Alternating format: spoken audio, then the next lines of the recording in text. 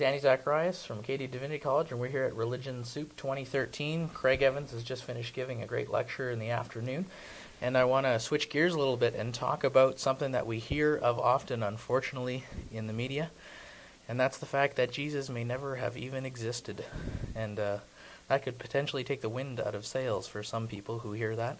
Christians are not sure what to do with that in the first place. So what is your response when someone says Jesus may never have even existed? Well, first of all, I would tell somebody that's a very quirky view. That's not mainstream scholarship, and I don't mean Christian scholarship, scholarship in general around the world. It's a very, very silly position. To argue that the overwhelming evidence of Jesus, for Jesus, is inconclusive puts you in a position, I think, akin to saying that we don't have proof for the existence of anyone in antiquity. Right. The evidence for Jesus is comparable to that of Alexander the Great, Julius Caesar, Caesar Augustus, just about any great figure from 2,000 years ago. There was a philosophy professor who wanted to correspond with me from a university in the United States, and he was arguing that he thought the evidence was so weak that the evidence was inconclusive as to whether or not Jesus was a historical figure. And I wrote back to him and said, well, do you find the evidence for the existence of Alexander the Great sufficient for you to believe that he existed?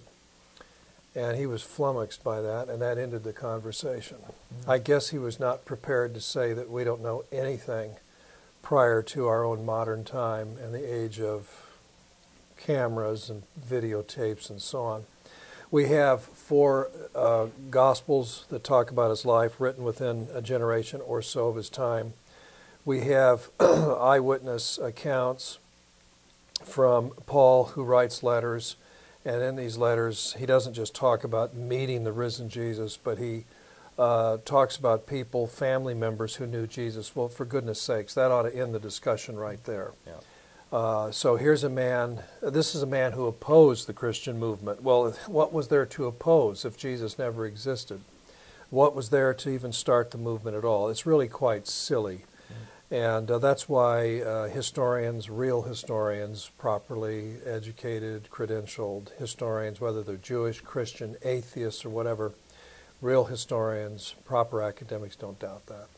Is there a methodology behind that kind of radical skepticism? And what are they doing differently than historians who would say that's a silly question in the first place? I'm not sure method is really the right word. It's not so much a method as it is just a radical skepticism. So it's more of an attitude. It's a way of thinking, a way of viewing the world. It's an inconsistency. It's like saying I want a mathematical certainty here and here, and if I don't get it, I reject it. Oh, but I don't require that certainty for anything else. Right.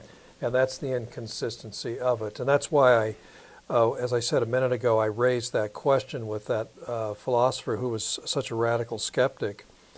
And I think the reason he decided to drop the discussion with me is he discovered that the evidence in support of Alexander the Great is about the same, maybe even weaker than the evidence in support of Jesus. And he was not prepared to deny that Alexander the Great existed, and you can see why he wouldn't. Let's see now then, who did spread Greek throughout the Middle East?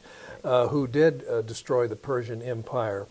And I think then he was able to see that denying the existence of a key figure like that then creates so many more problems and raises so many more questions. Well, it's the same thing. If Jesus didn't exist, then what got the Christian movement started? What was Paul talking about? We have Paul's letters. This is not third-hand hearsay. We have Paul's letters. And in a couple of them, he actually talks about the people who were personally acquainted with Jesus and were discipled by Jesus.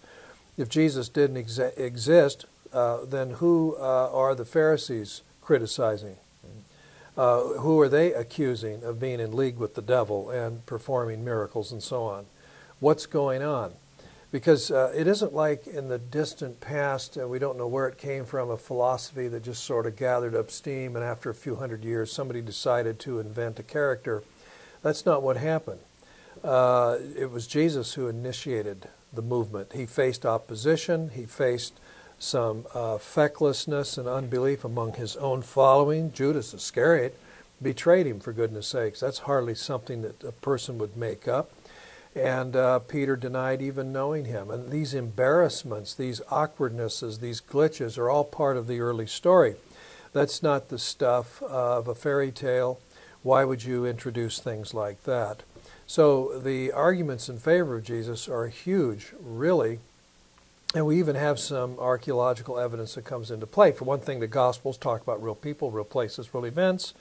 If they were fairy tales talking about a non-existent person, then how come archaeology confirms so much of what they do talk about? The Book of Mormon doesn't enjoy archaeological confirmation because it talks about people that didn't exist, mountains that aren't there. And so it's embarrassed by ongoing study in archaeology. Not so for the Gospels. They talk about real people, real places, real events. So they're open to verification. And I find it extraordinary to think that the Gospels are centered on a fictional person, and yet they get so much of everything else right. Right. And lastly, for those who may still be skeptical and they say, everything you're talking about, that's coming from the New Testament. Those are people who are believers. They already believed in Jesus. Is there evidence outside of the New Testament, people who were not Christians, that give us evidence for Jesus? Yes, of course, and Josephus knows of the movement, and I know the passage in Antiquities Book 18 has been tampered with, but again, most responsible scholarship sees that Josephus really did talk about Jesus in two places, Book 18 and Book 20 of his Jewish Antiquities. Roman historians know who he is and talk about him. Where did these Christians come from, Tacitus says, or Suetonius says, to explain to their readers. Well, they started, there's this guy named Christ or Christus. He got the thing started. He was put to death by Pontius Pilate, the governor. And so you get external corroboration. There's early Jewish traditions, too, preserved in the Talmud and elsewhere, where they are very critical of Jesus, accuse him of black magic and accuse him of breaking the law and so on. All of this is very hard to explain if there never was anybody at the center of this.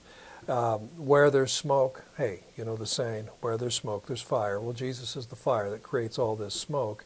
And it's Paul was not a Christian at the beginning. Paul was opposed to this movement, and yet he's now one of our most important witnesses, not only that Jesus existed, but what the Christians were saying about him is true. He really was raised from the dead, and that's what changed Paul's mind. Not hearing Jesus' teaching, not meeting his disciples, not hearing testimonies. What changed Paul's mind was himself meeting the risen Jesus. That's right.